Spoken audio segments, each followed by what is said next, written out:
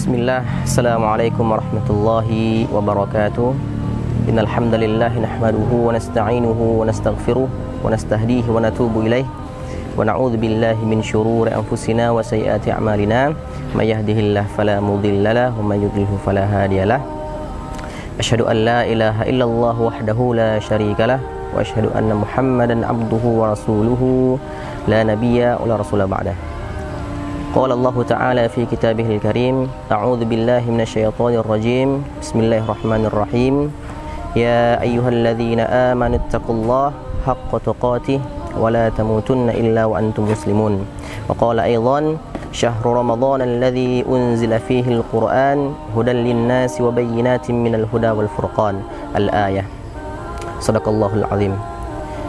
Alhamdulillah, puji syukur kita panjatkan kepada Allah Subhanahu wa taala, Al-Wahidul Ahad.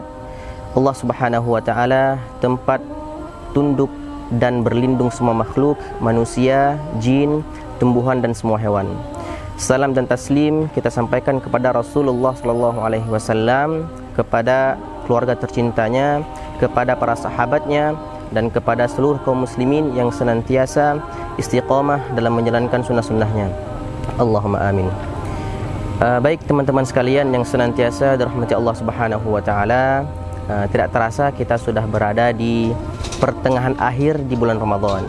Nah, jadi hari ini yakni hari ke-17 Ramadan, yang mana kita sudah berada di pertengahan akhir pada bulan Ramadan. Insyaallah hari ini saya akan menyampaikan sedikit kultum singkat dengan tema Ramadan bulannya Al-Qur'an. Teman-teman sekalian yang senantiasa dirahmati Allah Subhanahu wa taala, Ramadan adalah bulan turunnya Al-Qur'an.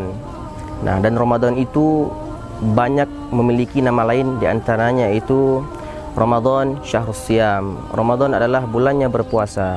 Ramadan Syahrul Jihad. Ramadan adalah bulannya untuk berjihad. Kita bersungguh-sungguh untuk beribadah kepada Allah Subhanahu wa taala. Kemudian ada lagi namanya Ramadan Syahrul Qiyam. Jadi bulan Ramadan adalah bulan yang senantiasa kita dianjurkan untuk mendirikan salat malam kita oleh Allah Subhanahu wa taala. Kemudian ada Ramadan Syahrul Tarbiyah. Ramadan itu adalah bulan pendidikan. Kemudian ada lagi namanya Ramadan Syahrul Sabar. Ramadan bulan kesabaran. Banyak sekali masih nama-nama bulan Ramadan, nama lain di antara bulan Ramadan. Dan yang paling penting di antara nama-nama bulan Ramadan ini adalah Ramadan Syahrul Quran. Ramadan bulannya Al-Quran. Nah, ini teori pertama yang kita pelajari dengan tema yaitu Ramadan Syahrul Quran. Ramadan bulannya Al-Quran. Kenapa dinamakan Ramadan yaitu bulannya Al-Quran? Umumnya kita akan menjawab bahwasanya karena Al-Quran itu diturunkan di bulan Ramadan. Yang kita ketahui sebagaimana dalil yang sudah bareng-bareng kita hafalkan, kita semua sudah mengetahuinya bahwasanya syahrul Ramadan alladzi unzila fihi al-Qur'an hudan linnas wa bayyinatin minal huda wal furqan. Al-ayah. Bahwasanya bulan Ramadan adalah bulan yang diturunkannya Al-Qur'an. Nah, pertanyaannya, apakah Al-Qur'an itu diturunkan Al-Qur'an itu diturunkan seluruh atau bertahap-tahap? Nah, jadi proses penurunan Al-Quran yang masih banyak keliru di antara kita. Nah, jadi insyaallah saya akan menjelaskan sedikit bagaimana proses turunnya Al-Quran, berapa tahap dan lain sebagainya. Karena kita harus senantiasa mengetahui proses turun dulu Al-Quran sebelum kita belajar membaca Al-Quran, sebelum kita menghafalkannya, mentadabburinya dan mengamalkannya. Nah, jadi proses yang pertama adalah proses turunnya Al-Quran dari Lauhul Mahfuz ke Baitul Izzah. Nah, jadi secara total. Nah, jadi proses yang pertama itu adalah proses penurunan seluruh ayat Al-Quran, seluruh juz dari juz 1 sampai juz 30 turun semua ke Baitul Izzah, ya. Nah, apa itu Baitul Izzah? Baitul Izzah adalah langit-langit dunia, ya. Nah, jadi belum turun ke Rasulullah. Jadi proses pertama yaitu Allah turunkan pada bulan Ramadan yaitu malam Lailatul Qadar. Itu proses pertama dari Lauhul Mahfuz ke Baitul Izzah. Nah, jadi itu proses pertama. Jadi bukan turun pada bulan Ramadan itu turun ke Rasulullah, bukan, ya. Nah, jadi proses pertama itu diturunkan di bulan Ramadan pada malam Lailatul Qadar, itu dari Lauhul Mahfuz ke Baitul Izzah, langit-langit dunia. Apa itu langit dunia? Ya langit yang kita tampak sekarang. Nah, itu lapisan pertama. Itu turun secara total. Itu proses pertama. Nah, kemudian proses yang kedua, nah itu baru diturunkan oleh Allah Subhanahu wa taala kepada Rasulullah melalui malaikat Jibril, ya. Nah, itu proses yang kedua. Nah, diturunkan dari Baitul Izzah, langit-langit dunia, ke bumi, ya, diturunkan secara bertahap, ya. Nah, jadi kalau proses pertama itu dari Lauhul Mahfuz ke Baitul Izzah itu seluruh diturunkan, ya. Jadi seluruh diturunkan, kemudian proses yang kedua baru bertahap, ya, sesuai dengan kebutuhan manusia, ya. Nah, itu dia proses turunnya Al-Quran. Jadi ada dua proses. Jadi proses pertama dari Lauhul Mahfuz ke Baitul Izzah secara total seluruh, ya. Kemudian proses yang kedua itu dari Baitul Izzah ke bumi, ya, melalui perantaraan Nabi Jibril kepada Nabi Muhammad SAW. Nah, jadi itu proses penurunan Al-Quran. Ada dua proses. Nah, jadi ketika orang bertanya Al-Quran itu turunkan pada bulan Ramadan, ya melalui dua proses, ya. Nah, jadi kalau proses pertama itu dari Lauhul Mahfuz tadi ke Baitul Izzah, itu yang dinamakan dengan malam Lailatul Qadar. Nah, bukan berarti Al-Quran itu turun seluruh itu pada Lailatul Qadar ke bumi, enggak, ya. Jadi malam Lailatul Qadar itu yakni dari Baitul Lauhul Mahfuz ke Baitul Izzah.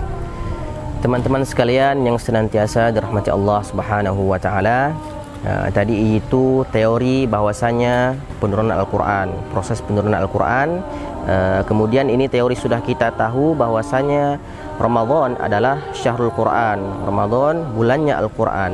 Nah, pertanyaannya bagaimana kita mengaplikasikan, mempraktekkan bahwasanya bulan Ramadan itu adalah bulannya Al-Quran. Minimal itu ada 4 tahap, ya. Insyaallah kita akan bahas kali ini. Ya, tahap yang pertama yaitu kita belajar membaca Al-Quran, ya. Nah, jadi tahap pertama kita berusaha belajar membaca Al-Quran, ya. Nah, itu tahap yang pertama. Nanti insya Allah akan kita bahas menjelaskan per tahap. Kemudian tahap yang kedua yaitu kita terus menerus membacanya dan mulai menghafalkannya. Itu tahap yang kedua. Nah, kemudian tahap yang ketiga kita mulai mentadabburinya, ya. Nah, apa itu mentadabbur? Tadabbur yaitu kita mencari makna dari arti, ya, dari arti ayat tersebut, ya. Kita ngambil 10 ayat, nah kita mentadabbur, kita mencari maknanya, kita cari hukum dan asbabun nuzulnya. Nah, itu tahap yang ketiga. Nah, kemudian tahap yang terakhir yaitu kita mengamalkannya. Nah, itu dia 4 tahap minimal yang harus kita praktekkan ketika kita mengetahui bahwasanya bulan Ramadan itu adalah bulannya Al-Quran. Nah, jadi yang pertama tadi kita ulangi, kita mulai belajar membaca Al-Quran, ya. Apa yang dimaksud dengan belajar membaca Al-Quran? Nah, jadi kita harus belajar Al-Quran itu dari awal, dari nol, ya. Nah, jadi mau kita umur berapa tahun, kita wajib untuk belajar membaca Al-Quran. Kita mulai dari membaca tahsinnya, kita belajar makhorijul hurufnya, hukum-hukum tajwidnya dan lain sebagainya. Nah, kemudian kalau kita sudah selesai dengan tahap yang pertama, kemudian kita lanjut ke tahap berikutnya yaitu kita mulai menghafalkannya, ya. Karena kita sudah bisa membaca dengan lancar tentunya. Nah, kita mulai sedikit menghafalkannya, ya. Mulai pelan-pelan kita menghafalkannya, 1-2 ayat, 10-20 ayat kita mulai menghafalkannya. Nah, kemudian tahap 1 dan 2 sudah kita selesaikan, kita beranjak ke tahap yang ketiga, tahap mentadabbur. Nah, ini memang lumayan berat karena kenapa? Karena tadabbur itu tidak semudah dengan kita belajar dan menghafal, ya. Karena tadabbur itu kita memilih 10 ayat dari surah yang ada di Al-Quran atau 20 ayat, kita pahami artinya, ya. Kita cari terjemahannya apa, kita tadabbur, ya. Kita cari maknanya, apa maknanya. Nah, dan kita cari asbabun nuzulnya, ya. Kita cari sebab turunnya ayat tersebut apa. Itu artinya mentadabbur Al-Quran. Kemudian yang terakhir yaitu yang paling berat kepada kita yaitu mengamalkannya, ya. Nah, kenapa paling berat? Nah, karena seluruh kita rata-rata, ya, di antara kita semua itu kita bisa memahami isi, kita bisa membaca, kita bisa menghafalkannya, ya, semua teori kita pelajari. Nah, tetapi sulit untuk kita mempraktekannya, ya, sulit untuk kita mengamalkannya. Nah, makanya dari itu terakhir untuk fase bulan Al-Quran itu, bulan Ramadan itu Syahrul Quran, itu kita tahap mengamalkannya. Nah, jadi tidak mudah untuk kita mengamalkannya dan tidak kita anggap remeh, ya. Nah, karena apa? Karena ada satu kisah di mana kisah ini dalam satu hadis dikisahkan ada seseorang yang disiksa di hari kiamat itu, dia itu dipecahkan kepalanya menggunakan batu yang besar, dan itu kepalanya itu bisa berpecah berkeping-keping. Kemudian para sahabat bertanya, kenapa orang itu disiksa seperti itu? Nah, kemudian Rasulullah menjawab, dia dulunya adalah ahli Al-Quran, ya. Nah, tetapi dia tidak menggunakan Al-Qurannya itu di kehidupan sehari-harinya. Contohnya, dia itu bisa membaca Al-Quran, bisa mentadabbur Al-Quran, bisa memahami Al-Quran, tetapi dia tidak sholat, ya. Nah, itu contohnya. Ataupun dia tidak terapkan di kehidupan sehari-hari. Dia mungkin menculik atau dia mencopet dan lain sebagainya, kegiatan-kegiatan maksiat lainnya. A'udzubillahi min dzalik. Teman-teman sekalian yang senantiasa dirahmati Allah Subhanahu wa taala. Alasan lain kenapa Al-Quran itu, bulan Ramadan itu dinamakan dengan bulannya Al-Quran, ya. Nah, karena tentunya banyak sekali keutamaan yang kita dapatkan ketika kita membaca Al-Quran. Nah, salah satu hadis yang diriwayatkan oleh Imam Al-Baihaqi, nah, itu berbunyi, afdhalul ibadah ummati qiraatul Quran. Nah, jadi yang artinya ibadah umatku yang paling utama di antara ibadah-ibadah lainnya yaitu membaca Al-Quran. Nah, sebenarnya masih banyak hadis-hadis yang menjelaskan tentang keutamaan membaca Al-Quran, ya. Nah, tetapi mungkin hadis ini mencakup keseluruhan, ya. Nah, jadi artinya itu, ibadah yang paling utama di antara ibadah-ibadah lainnya untuk umatku yaitu membaca Al-Quran. Nah, karena sungguh banyak sekali yang kita dapatkan ketika kita membaca Al-Quran, ya. Jadi dahsyatnya ketika kita membaca Al-Quran, pahalanya tidak main-main, khususnya di bulan Ramadan. Nah, sebagaimana ada hadis yang lain dikatakan bahwasanya man qara harfan min kitabillah falahu bihi hasanah wal hasanah bi asyri amsalha la aqulu alif lam mim harfun walakin alifun harfun wa lamun harfun wa mimun harfun.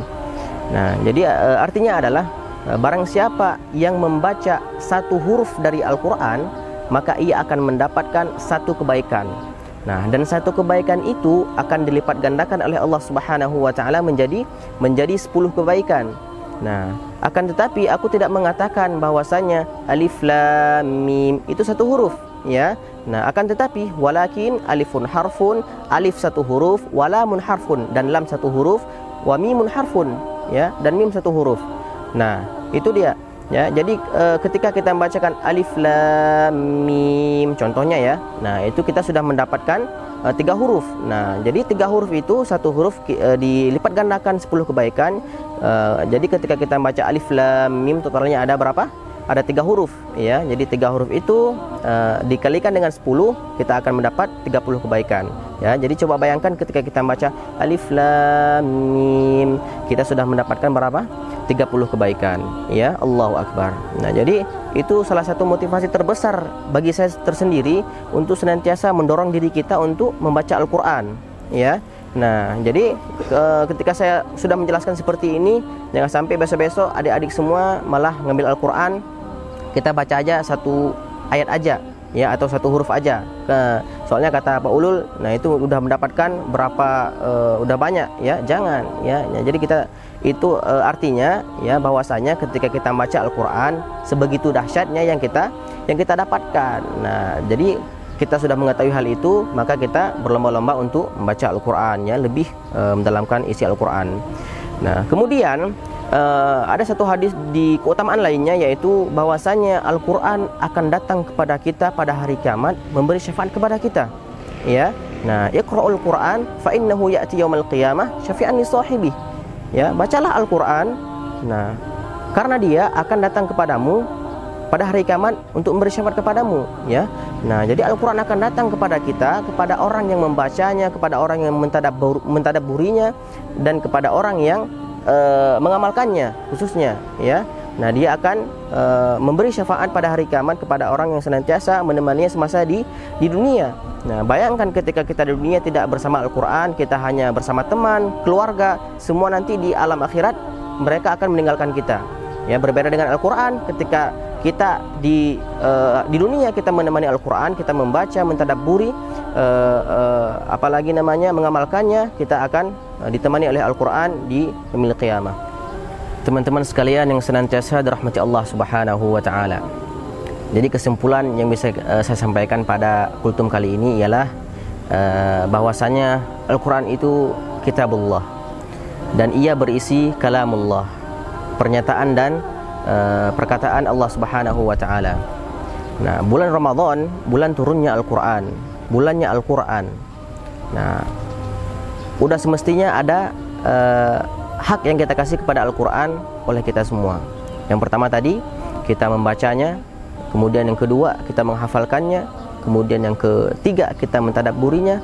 Nah, kemudian yang keempat, yang terakhir yaitu kita mengamalkannya. Semoga Allah senantiasa memberikan kita dorongan untuk senantiasa membaca Al-Quran, mengamalkan, mentadabbur dan mengamalkannya. Nah, tertutup dengan satu hadis, Innallahi ahlina minan nas, manhum ya Rasulullah, hum ahlul Quran wa khasatuk. Ya. Nah, jadi Allah mempunyai keluarganya di antara di kalangan manusia. Nah, maka sahabat bertanya kepada Rasulullah, siapakah mereka ya Rasulullah? Rasulullah menjawab, mereka adalah ahli Al-Quran dan orang-orang terkhusus. Semoga apa yang sudah saya sampaikan bermanfaat bagi kita semua. Nah, dan semoga kita senantiasa selalu diberikan kemudahan dalam menghafal Al-Quran. Barakallahu fikum. Subhanakallahumma bihamdika asyhadu an la ilaha illa anta astaghfiruka wa atubu ilaik. Assalamualaikum warahmatullahi wabarakatuh.